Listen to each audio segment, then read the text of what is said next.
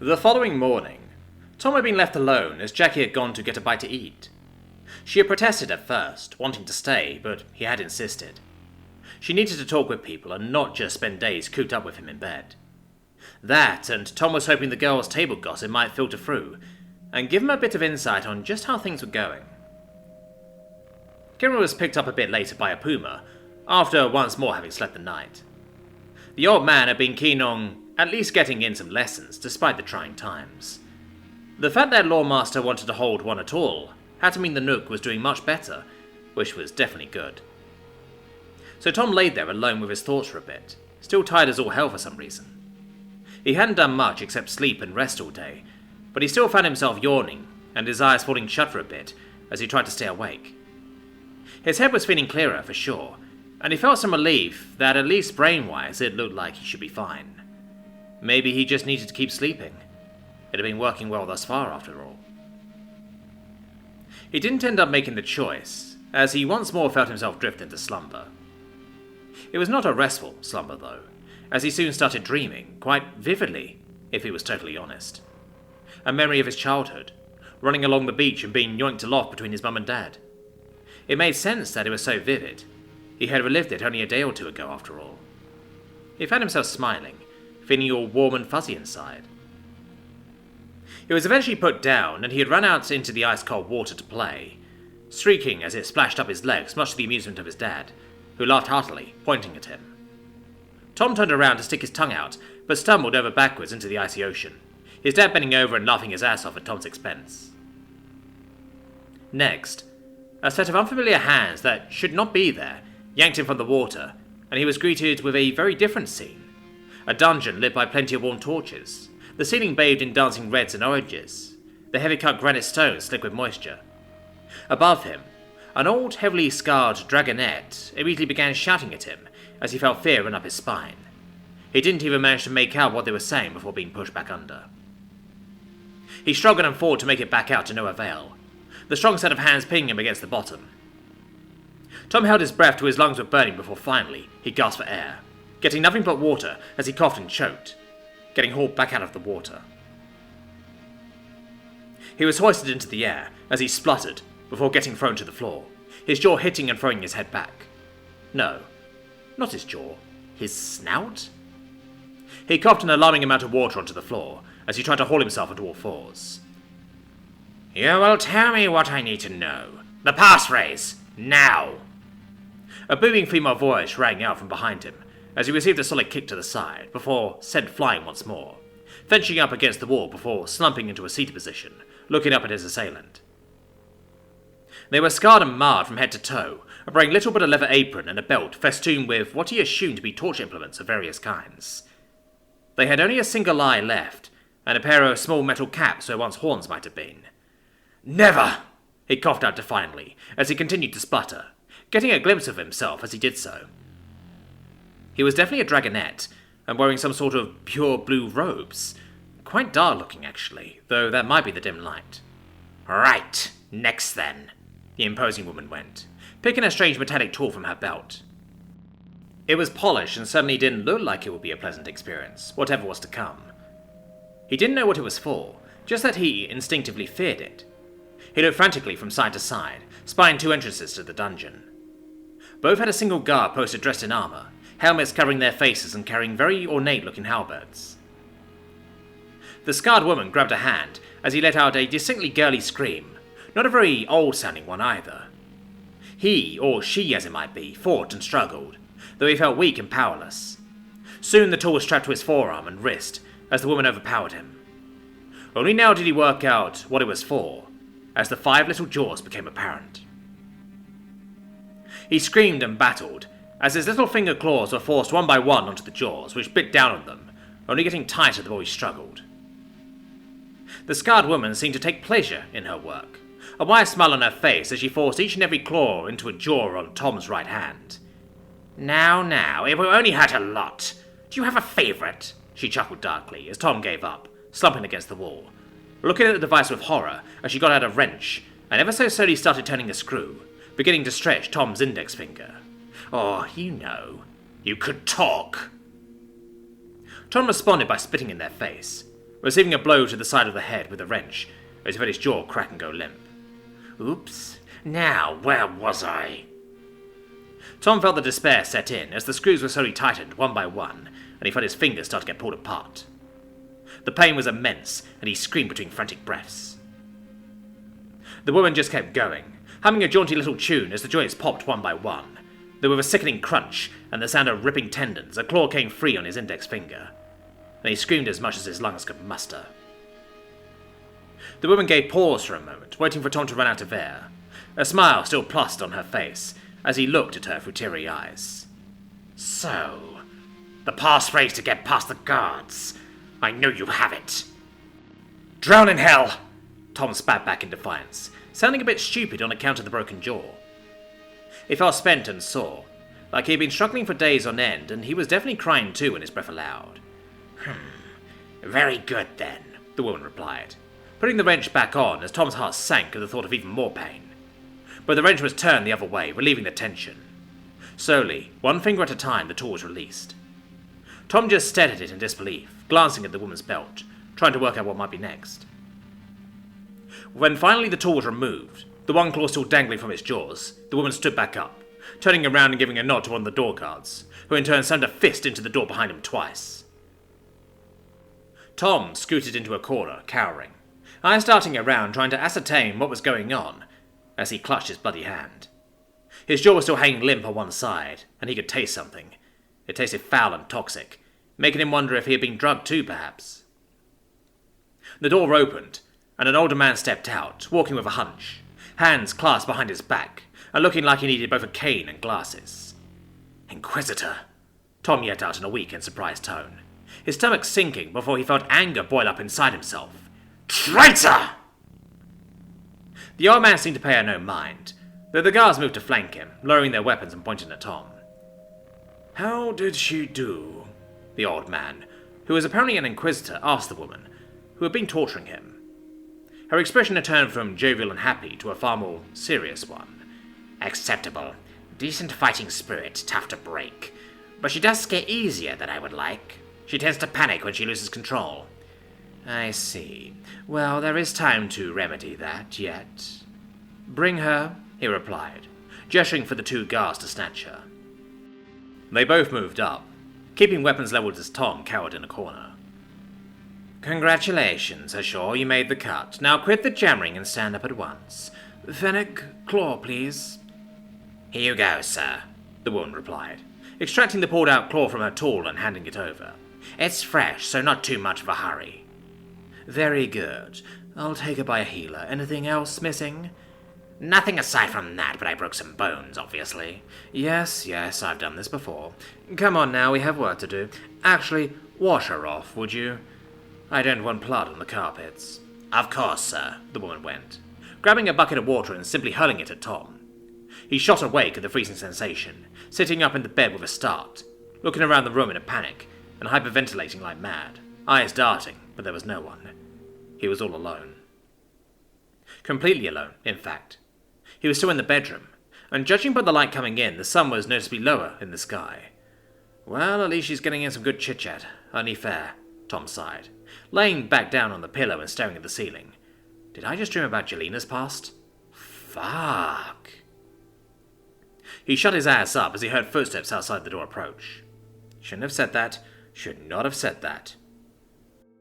The handle turned and he stared at the door, expecting Investigator Paulin or maybe someone else he didn't want to see burst in. Instead, the door opened slowly. Jackie sticking her snout inside to check if he was awake or not. You up? Yup, Tom replied with a nod and sigh of relief. Ray said you were sleeping, so I brought dinner instead. That wouldn't have anything to do with you scoring a second round of dinner now, would it? Tom asked, trying to sound light-hearted. Never, she replied with a smile, slowly stepping inside with a tray and shutting the door behind her. Sleep well? Tom hesitated for a second before shrugging. A nap is always good. What's for dinner? Nothing special, I'm afraid, but it's food. And you need to eat up, pretty boy. I thought you wanted me trimmed down for acrobatics. Trim, but not spindly. Don't want no weakling, Jackie countered in good humour, going to sit down on the side of the bed, and handing him the tray before scooting in under the covers. Whatever shall I do, then? Tom chuckled in response, setting the tray down once she had gotten comfortable. "You'll listen. I have news," Jackie replied, leaned in close to his ear and quieting down to a whisper.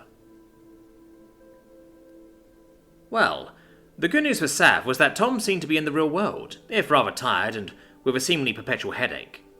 Jackie had actually joined them for breakfast before going back up to the stricken human, bringing food with her.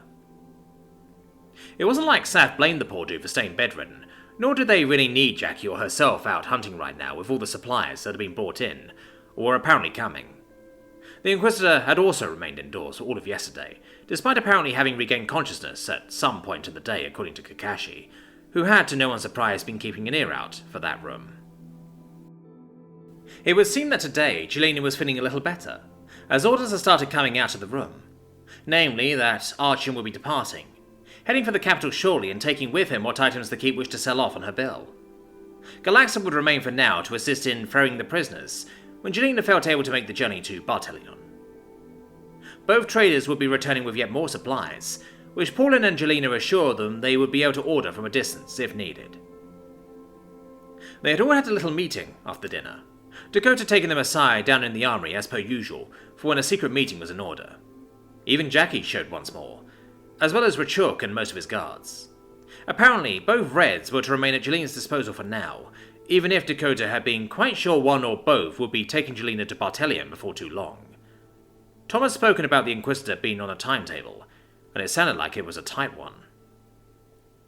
There were signs of relief that at least they might be back down to just Paulin.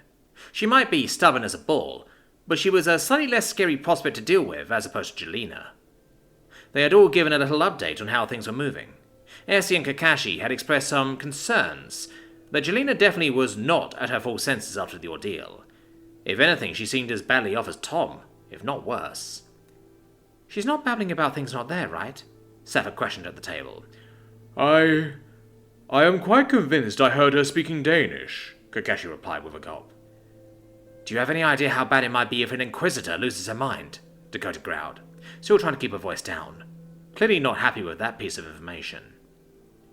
"If it helps, I believe Paulin is quite aware," Essie added in a calm, caring tone, clearly aiming to calm Dakota down a little. "Great. So the one with delusions of grandeur among the two of them might be giving the orders at the moment. I shall take what she says with skepticism." "Probably not a bad idea. I just hope the rule Jelena talked about holds true for her." "Rule?" Balathon questioned with a head tilt, clearly trying quite hard to keep up. Poor dude had been out of the loop for months. It was hard to blame him for that. "That it should only last for a day or two. That is how she thought it would go with Tom till he started getting worse." "Would be some pretty cruel irony if it didn't," Heron sniggered, seemingly finding that quite funny. "Oh, laws in heaven, I have a wish," Jackie let out, turning her head skywards. "If Karma is up there, then please. That bitch deserved hell for what she did." "Jackie, I don't think Tom's gods are up there," Sav sighed, not sure she should say anything on the whole, calling the Inquisitor a bitch when it was quite possible they were currently being spied on. "I know. Maybe they'll pass it on or something." "It doesn't matter," Dakota declared, clearing her throat and giving Jackie a not-so-kind glance. Yet Sav could see the pity shining through it. "Fact of the matter is, we need to just wait it out. Until such a time as she has recovered or leaves regardless. Until then, I want you to be on your toes. Just in case Paulin tries something, or maybe Jelena decides we are all Darklings or lost family members." "What do you propose we do, sister?" Rachel countered, crossing his arms. "Mother is still weak and in no state to lead, even if she is able to stand once more." "Keep your weapons with you, but for the love of the gods, don't draw them unless you have to." "You want us to be ready to fight agents of the Inquisition?" Balathon questioned skeptically. Seth noted the little lizard sitting on his shoulder looking at them all commandingly, despite having to look up at everyone here. His tongue slapped up against an eyeball, licking it clean with an expression reserved for creatures of absolute minimal intelligence. Fucking hell, that thing looks dumb, if a little bit adorable. "Only till calmer heads prevail and whatever delusional deranged thought passes, just in case." "Understood, ma'am," Balathon replied, seeming more than a little perturbed. "Hopefully nothing interesting will happen on that front. Fengi, how long until a drill may be moved back here?" "Shouldn't be very long. I think she might be able to limp the journey already. Glera certainly thinks so, and Kolka seen to ligaments, joints and all that. But a few more days will be good." "I think so, yeah." With some luck, Jelena is in enough of a hurry that we can send her off before we have to deal with that. Rachuk, what of the prisoners? Don't know, but I believe they are planning on taking them with the Reds. Certainly didn't sound like they wanted them aboard Arch, but maybe the white guy gets to help out. Right. I guess that camp gets to stay then. Sapphire, your progress? I'm keeping them busy. I'm sure I can keep it that way. I'll relay questions up to Tom when he feels like it, just so he doesn't have to deal with them in person, she replied, giving Jackie a glance. She just nodded, seeming quite relieved with that way of going about it. Very good. Best behavior then, people, but ears on swivels. Dismissed. Tom woke with a start once more, looking around the still dimly lit bedroom. Morning, I guess. Right then. There was a knock at the door. I guess that's what woke me up. He turned to Jackie to check if she was up, just as she let out a little cute snore. Tom couldn't help but pull a slight smile as a hand under the sheets gave her ass a little pat, before he turned his attention back to the door. Once more, 3 equally spaced knocks were heard as he sighed. Who is it? May I enter? The recognizable voice of Paulin responded, though she did not sound like her normal, highly confident self. If anything, she sounded just a touch rattled. Fine, but any funny business and I have a gun under the sheets, Tom lied in response. There was a gun somewhere in here, he was sure, while his rifle was leaned against the far wall and Jackie's revolver was hanging from the wall beside the bed, securely in his holster. He was pretty sure his own was actually in the dresser, but no matter. The door was opened slowly and meticulously. The investigator stepped inside, seemingly alone, shutting the door after her. So, didn't feel like leaving me alone like you were told? What time is it even? I do not know, she retorted, seeming quite genuine. He knew better, though. This could all easily just be a front or something. No telling what she was actually up to. Well, what is it? You are not feeling any ill effects anymore? She questioned, in the same kind of formal tone Tom would expect from a doctor. I'm not seeing shit if that's what you mean, Tom replied flatly, not willing to give more than that. He wasn't quite sure what he should tell her, but dreams of Jelena's past were definitely off the table. How much do you remember? Of what? Tom countered, leaving her to explain herself properly for once. He had no patience for a roundabout way of trying to get information out of him right now. Of your last session with the Inquisitor, her memory of it is... It doesn't add up. Paulin finally yielded, though she did not seem to enjoy it one bit. This is the part where you tell me what she remembers, so I can see if it matches what I remember, Tom replied, with just a bit of sarcasm, hoping to rub it in a little. She talks of torture-free music and talking with dead or mutilated humans, only to willingly enter your mind proper or the next layer down, whichever it might be. What we saw was her being puppeted as if on strings. I guess my question is, did you see her in your visions? Did you and her talk with your deceased friends and family? Yup, Tom just replied plainly, with a slight nod. That about sums it up. Then she tried to drag me to the present for my memories here thus far. Didn't quite make it before I crapped out. Crapped out? Paulin questioned, with a very slight head tilt, not looking like she was sure she wanted to know the meaning of that. The last I remember was fighting down in the caves against those big fuck-off spider things.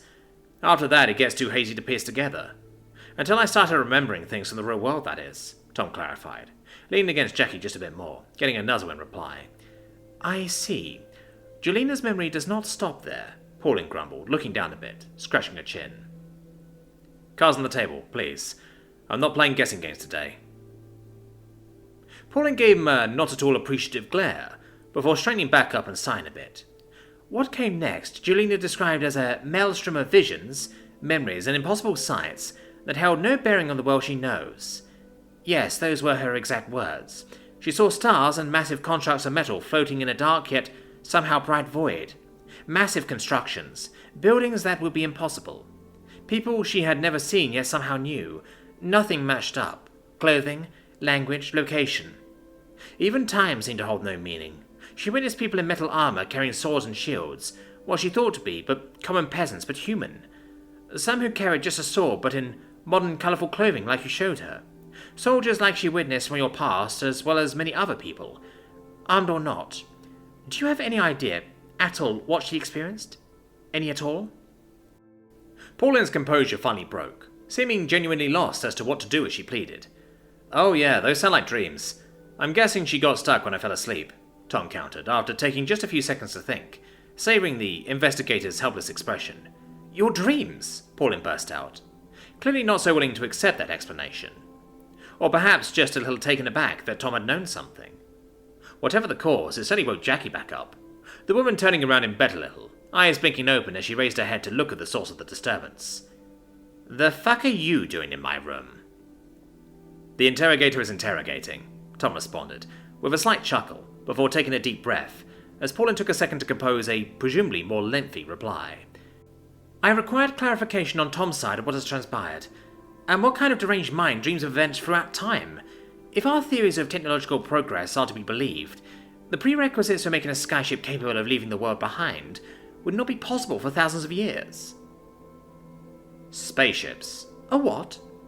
A spaceship, Tom reiterated, pointing up at the ceiling. Our word for what lies beyond what's down here is space. They travel around up there. Always liked them, but no, we don't quite have anything like what I probably dreamt of. You dream of heaven? Not quite, no. Think what lies up there if you do not go through one of those gates you have, which we don't, by the way. There are more worlds out there. The little specks you see in the sky are other suns, with other worlds orbiting around them.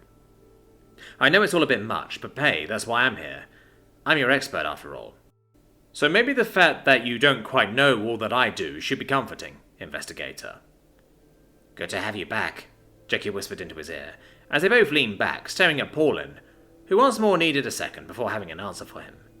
This is insanity. You must be lying. How could you not be?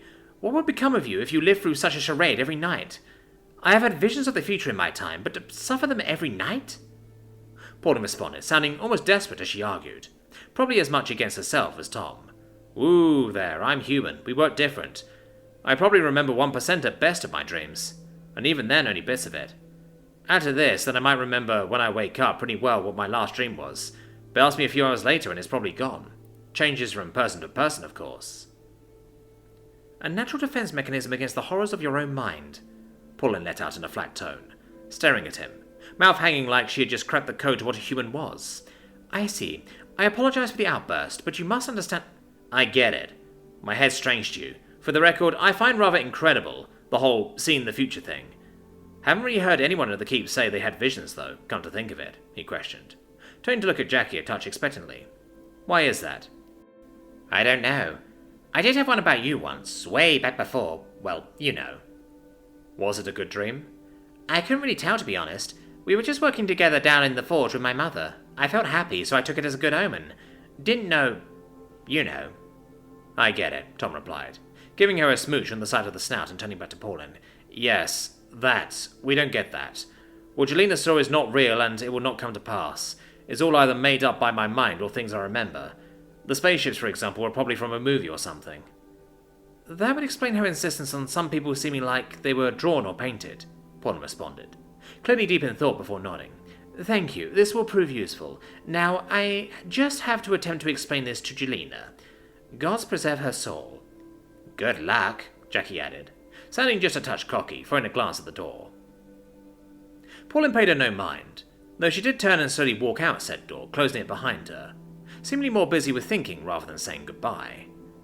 Well then, I guess Shiva was right, Tom mused, once he was confident Paulin was a ways down the corridor.